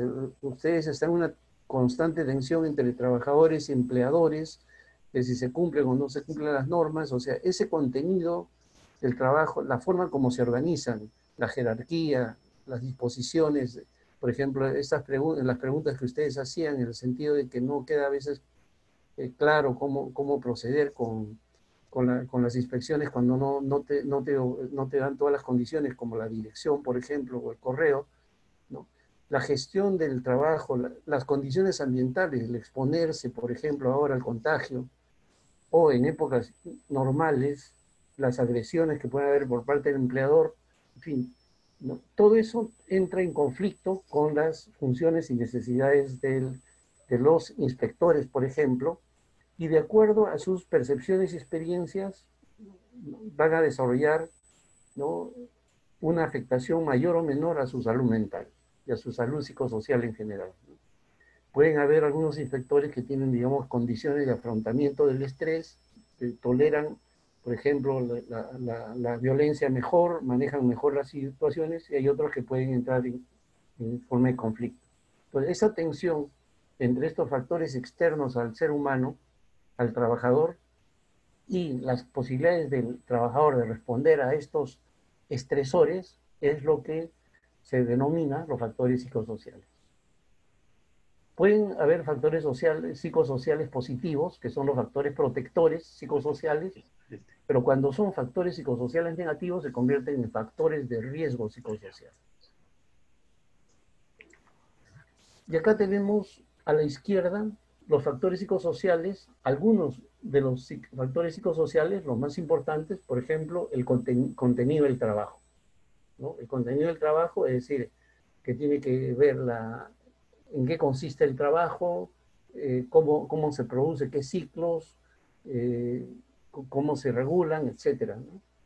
La sobrecarga y el ritmo, si es excesivo, si hay una presión, si hay plazos que cumplir, los horarios, cuánto tiempo significa ese trabajo, si hay una rotación en el trabajo, es trabajo de día y de noche, el control, la posibilidad que el trabajador pueda controlar su trabajo, que pueda administrar sus tiempos, sus pausas, sus descansos, el ambiente y los equipos, el ambiente, por ejemplo, la iluminación, los colores, el ruido, la cultura organizacional y las funciones, las relaciones interpersonales, ¿no?, entre los propios trabajadores, por ejemplo, el rol en la organización, si es que está claro cuál es la función o existe un conflicto, el desarrollo de la carrera, la posibilidad de poder ascender, de poder desarrollarse profesionalmente, la relación trabajo-familia, este es un tema crítico, por ejemplo, en el caso de las mujeres, como ya les decía, la llamada doble presencia, ¿no?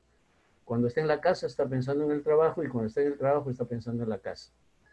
Y la seguridad contractual, cómo es mi contrato de trabajo, si soy CAS, si soy servicio de tercero, o si tengo estabilidad, si soy nombrado. Entonces, eso te marca una diferencia.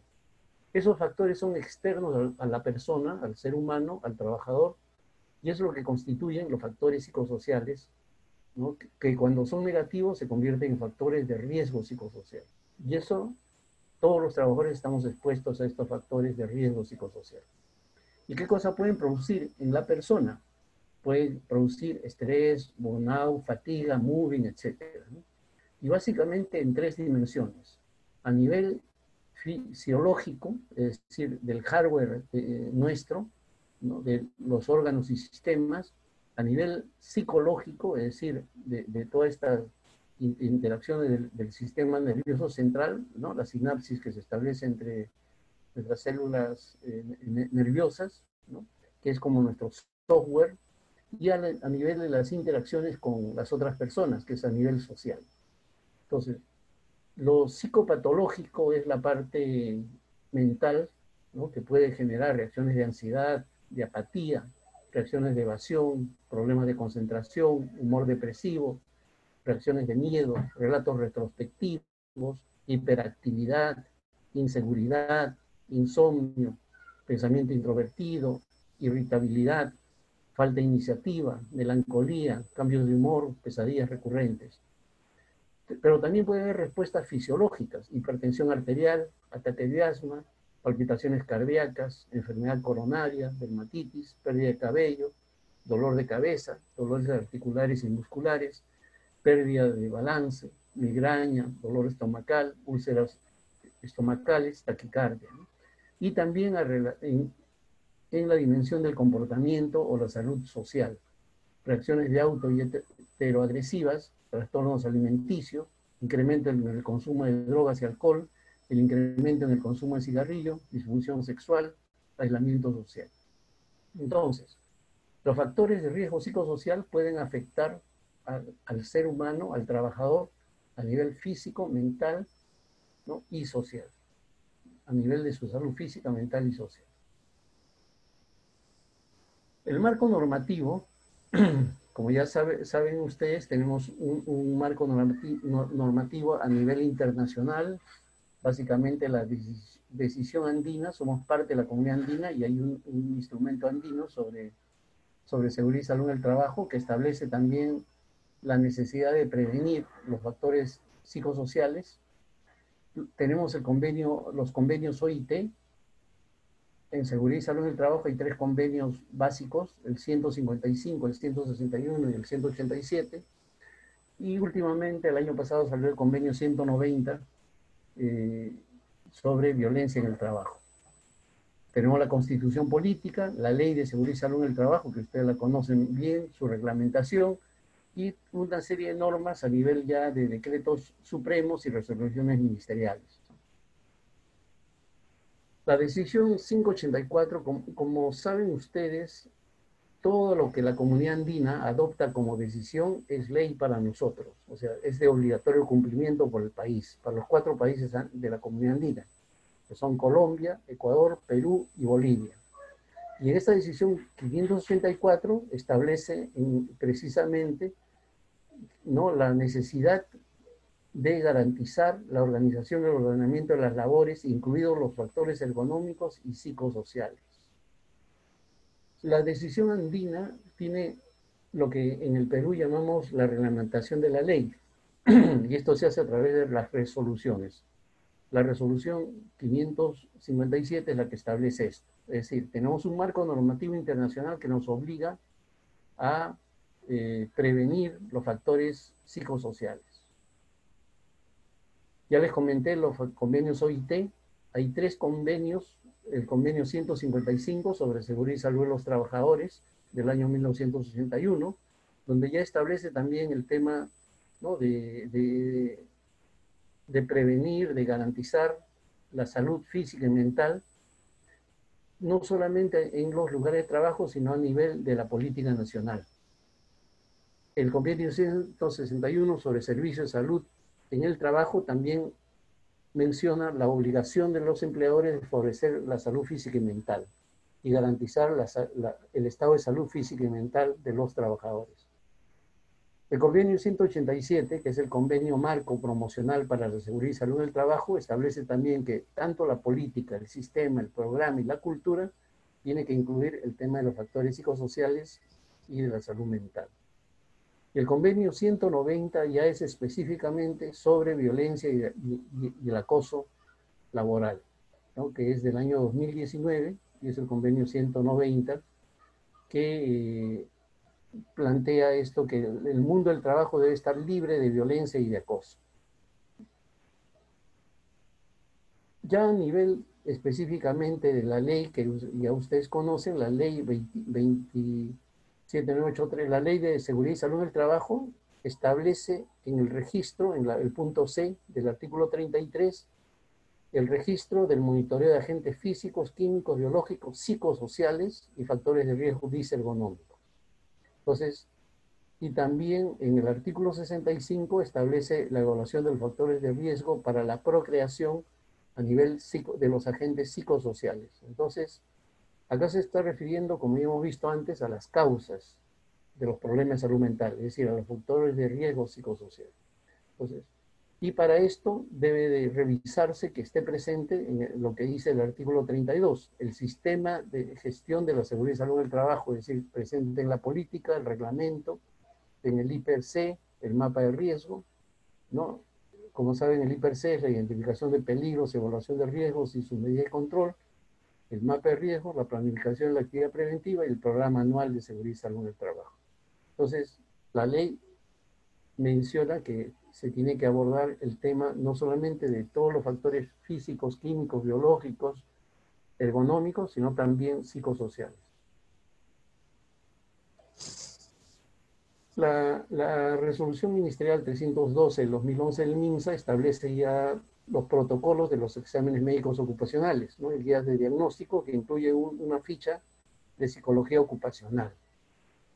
Más allá de las limitaciones que pueda tener esta ficha, que enfatiza mucho en la parte clínica, de psicología clínica, pero digamos es el marco que tenemos, ¿no?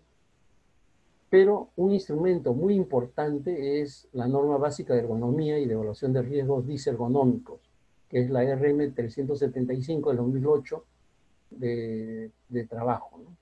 Y acá básicamente se concentra en temas de carga y fatiga.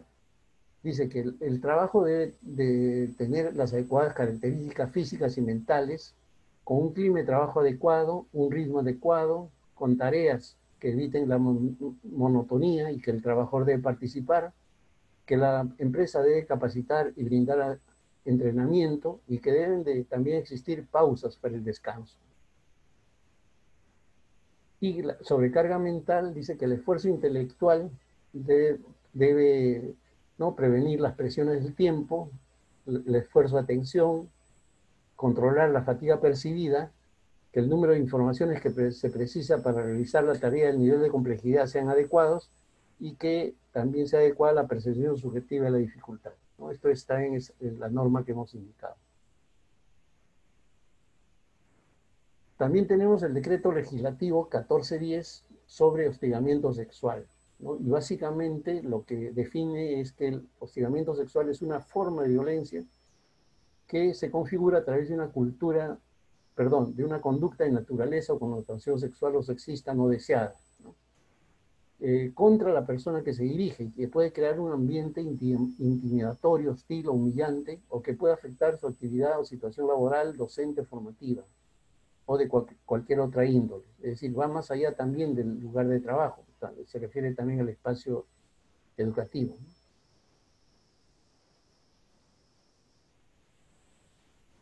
¿Cuáles son las manifestaciones de hostigamiento sexual? ¿No? Esto es importante para ustedes como inspectores si es que van a tomar testimonios, por ejemplo, de denuncias de este tipo. La promesa implícita o expresa a la víctima de un trato preferente o beneficioso respecto a su situación actual o futura a cambio de favores sexuales. Amenazas mediante las cuales se exija en forma implícita o explícita una conducta no deseada por la víctima que atente o agrave su dignidad. El uso de términos de naturaleza o connotación sexual o sexista, escritos o verbales, insinuaciones sexuales, proposiciones sexuales, gestos obscenos o exhibición a través de cualquier medio de imágenes de contenido sexual que resulten insoportables, hostiles, humillantes u ofensivos para la víctima. Acercamientos corporales, roces, tocamientos u otras conductas físicas de naturaleza sexual que resulten ofensivas y no deseadas por la víctima. El trato ofensivo u hostil por el rechazo de las conductas señaladas en este artículo y otras conductas que encajen en el concepto regulado en el artículo 4 de la presente ley. Ya en el contexto de la pandemia, ya tenemos la guía, la resolución 180 del 2020 del MINSA, que han emitido una guía técnica para el cuidado de la salud mental del personal de salud en el contexto del COVID-19. Esta guía técnica, si bien es cierto, está dirigida al personal de salud, ¿no? Del MINSA en particular, puede servirnos de referencia para poder implementarlo también en otros sectores, ¿no? Entonces, tiene una serie de aspectos que permiten la prevención de la salud mental. Y tienen una serie de instrumentos, por ejemplo, tiene un cuestionario de autorreporte de síntomas psiquiátricos, abreviado, que es bastante simple de implementar, ¿no? Y que podría servir en el caso de las empresas para poder hacer descarte, ¿no? Acá son 13 preguntas y si es que se responde positivamente 5 o más preguntas, entonces es un caso probable de problemas de salud mental. También contempla una ficha de diagnóstico situacional que puede servir cuando quieran ustedes revisar si es que se ha implementado un plan de salud mental en alguna empresa, podría servirles acá de referencia, ¿no? Esta ficha de diagnóstico situacional contempla, por ejemplo, temas de datos generales, horarios, organización de los equipos, la atención de emergencia, ¿no? los servicios y su articulación con otros servicios, los canales de atención, el tipo de alimentación, transporte, tiempo recreativo o libre, el tiempo disponible para el desarrollo del programa de salud mental, ¿no? Por ejemplo, pausas activas o consultas, y el recurso para desarrollar el programa de salud mental, ¿no? También propone grupos de autocuidado para el personal de salud, que podría también replicarse en las empresas o las instituciones. También tiene algunas propuestas que son muy importantes para primeros auxilios psicológicos. De manera similar a como el COVID o el SARS-CoV-2 no afecta igual a todos los grupos de edad o a las personas, sino que hay un 80% de asintomáticos, ¿no? Pero tenemos un 15% que requieren hospitalización y un 5% que requieren UCI. En la parte de salud mental ocurre algo parecido. Digamos, puede haber un porcentaje importante de personas que tienen capacidad de soportar, en fin, pueden deprimirse, tener tristeza, sensación de aislamiento, etcétera, pero sin embargo pueden sobrellevar, digamos. Pero hay un porcentaje de personas que comienzan a hacer crisis. Y hay un porcentaje ya más pequeño de personas que pueden tener incluso situaciones ya críticas en extremo. Y ahí es que se requieren los primeros auxilios psicológicos, ¿no? Y básicamente ahí lo que recomienda es observar, escuchar y conectar. Pero las empresas deben de tener protocolos para poder intervenir en estos casos.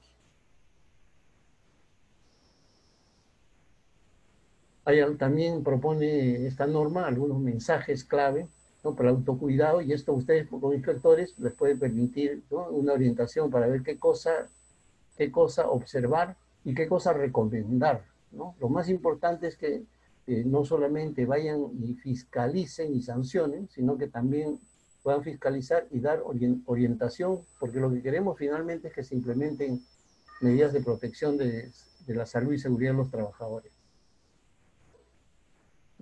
Bueno, eso es lo que les quería presentar así de manera general, ¿no? Y he tratado de resumir, ¿no? Y aún así han salido varios temas, entonces quedaría a disposición para las preguntas. Agradecemos por la ponencia realizada y la participación del doctor Varillas. Sí, justamente vamos a pasar a una ronda de preguntas efectuadas por los presentes. Lo voy a hacer por medio del mensaje. A ver, un momento.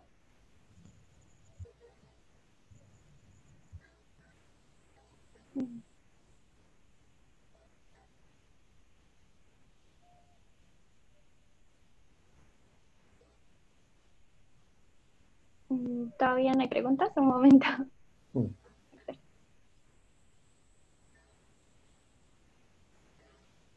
Dice, Jorge nos dice, doctor, buenas noches. ¿Un trabajador con epilepsia debe ser considerado dentro del grupo de riesgo? Bueno, en realidad eso habría que preguntarle al médico de la empresa, pero digamos, dada la condición de vulnerabilidad, desde mi punto de vista debería ser considerado como grupo de riesgo, ¿no?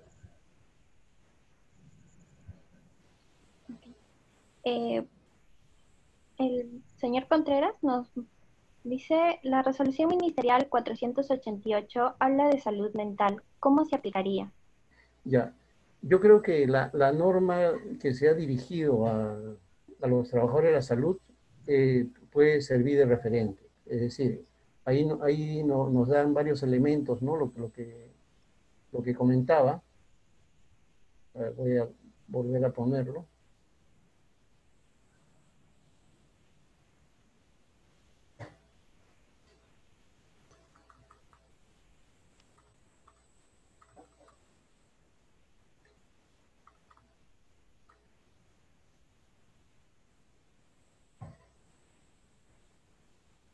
Ya. La RN 180, que es la guía técnica para el cuidado de salud mental del personal de salud en el contexto COVID-19, creo que nos da instrumentos para poder ver cómo en una empresa se puede implementar un plan de factores psicosociales y salud mental, ¿no? Lo que establece básicamente es que se pueda primero hacer un diagnóstico de la situación, ¿no? Un diagnóstico de la situación. No es lo mismo que el tema de factores, de evaluación de factores psicosociales que establece la Ley de Seguridad y Salud del Trabajo y su reglamento. En este caso se refiere a los efectos del COVID-19, no está en relación al COVID-19. Pero para eso lo primero que hay que hacer es un diagnóstico, y ahí da incluso un instrumento que permite hacer un tamizaje rápido. En base a eso se propone crear un grupo que pueda hacer el seguimiento de esta intervención y también incluso contemplar primeros auxilios, ¿no?, de salud mental. Ok, muchas gracias. Ruth Ramos nos pregunta, doctor, ¿cuál sería la función principal de la inspección en cuanto a estos riesgos psicosociales? Ya, esto lo había dicho al principio, ¿no? No, hasta donde sé, no, creo que no cuentan ustedes con un protocolo para poder hacer esto, pero mi recomendación es que básicamente puedan primero ver si en el plan de vigilancia, ¿no?, está contemplado el tema de salud mental, factores psicosociales y salud mental, ¿no? Ver qué método tienen, si han participado los trabajadores, si lo ha hecho un especialista, si hay medidas de control, ¿no?, y si hay un plan de intervención. Lo otro que tendrían que revisar es si hay monitoreo de los factores psicosociales. Este monitoreo pueden hacerlo, por ejemplo, con el Listas 21, ¿no? Ahora, eso ha sido adaptado para el Perú, ahora se llama Sensopas, ¿no? Sensopas COPSOP 21, ¿no? O pueden utilizar otro instrumento, y también un instrumento de evaluación, por ejemplo, de estrés o de burnout, etcétera. Pueden también hacer la evaluación de la salud mental en el trabajo, esto que decía, ¿no? Estrés, burnout, y si es que también tienen algunas políticas y acción respecto al tema del asedio sexual, por ejemplo, ¿no?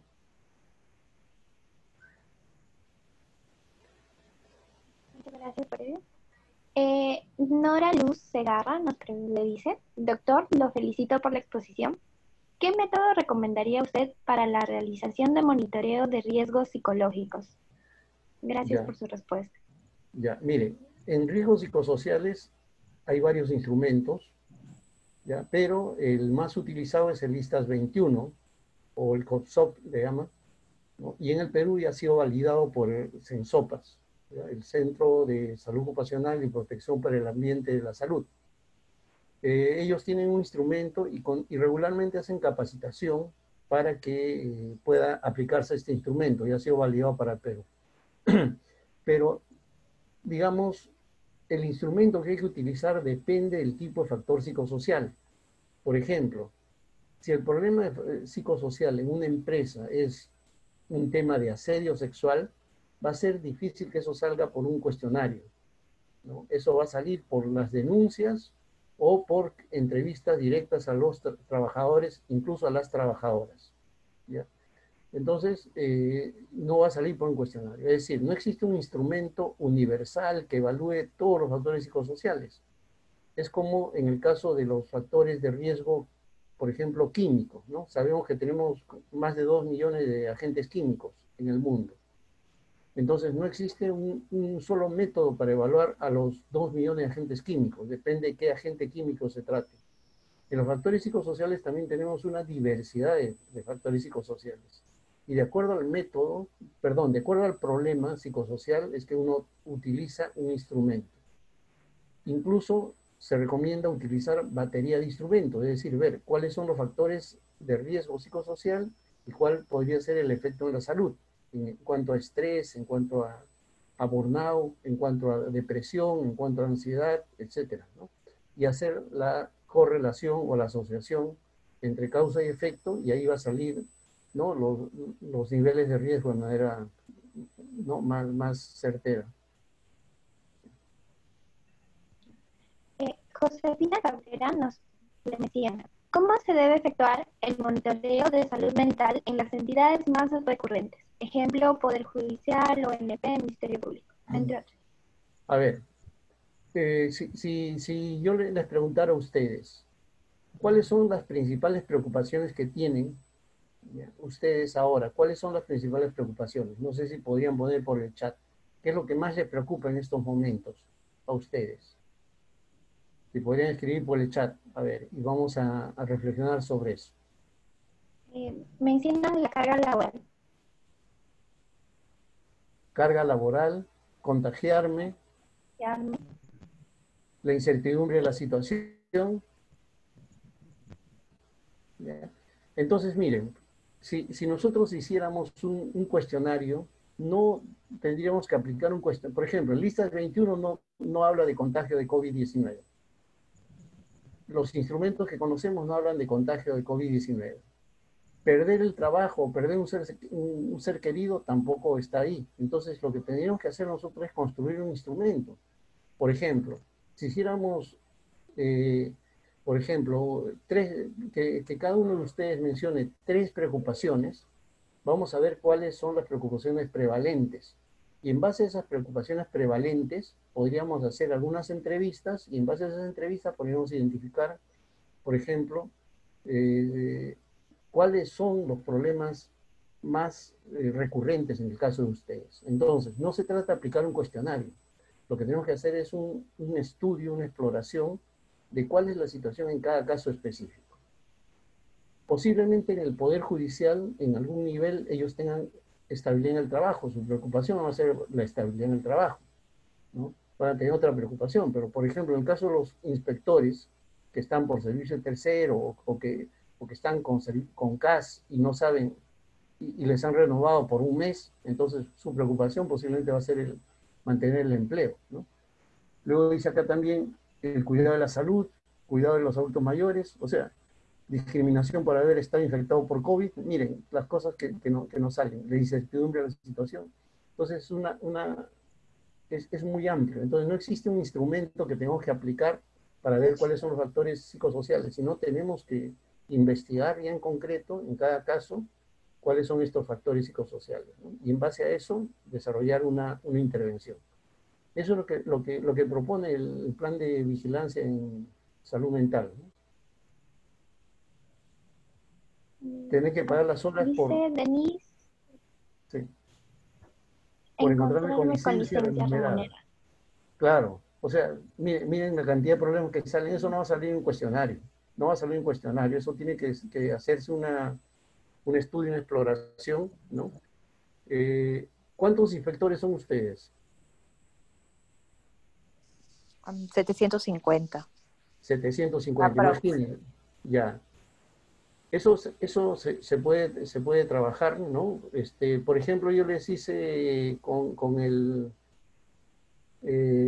este programa, ustedes respondieron como unas 20 personas, pero supongamos que hagamos la misma pregunta para ustedes respecto a qué es lo que más les preocupa, y estamos entrando al tema de salud mental, ¿no? Entonces, de ahí va a salir la prevalencia, ¿no?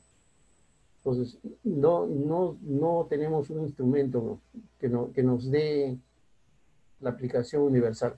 Pero, por ejemplo, también podríamos aplicar este instrumento de salud mental que propone de 13 preguntas. Pero eso nos va a decir cuál es la prevalencia de problemas de salud mental. Eso podrían aplicarlo, o sea, se podría aplicar, ¿no? Eso se podría coordinar con el sindicato y si se interesan podríamos hacerlo.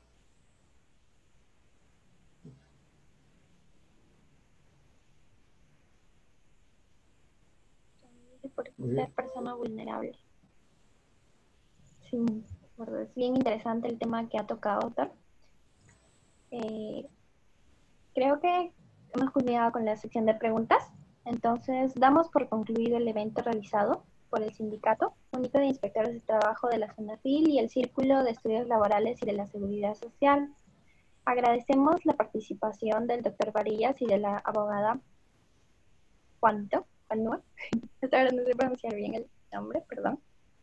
Y asimismo agradecemos la participación de todas las personas a este evento.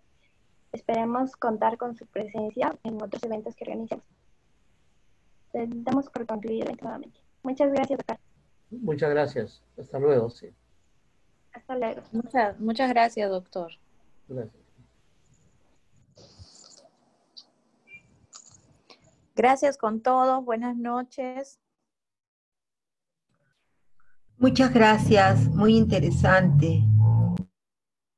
Qué bueno. Felicitaciones. Buenas noches y muchas gracias. Cuídense mucho. Muchas gracias. Muchas gracias. Muchas gracias. Muchas gracias. Excelentes exposiciones. Felicitaciones. Gracias. Muy bien, Evelyn, te felicito. Que sigan este tipo de exposiciones, muy buenas. En realidad es todo el equipo que ha trabajado, no. Somos varios los que somos detrás. En tu figura a todo tu equipo, porque yo sé que es todo un equipo que trabaja en esto, es bastante trabajo. Pero en tu persona, unas felicitaciones a todo tu equipo. Un abrazo. Gracias. Gracias, Gavita. Muchas gracias.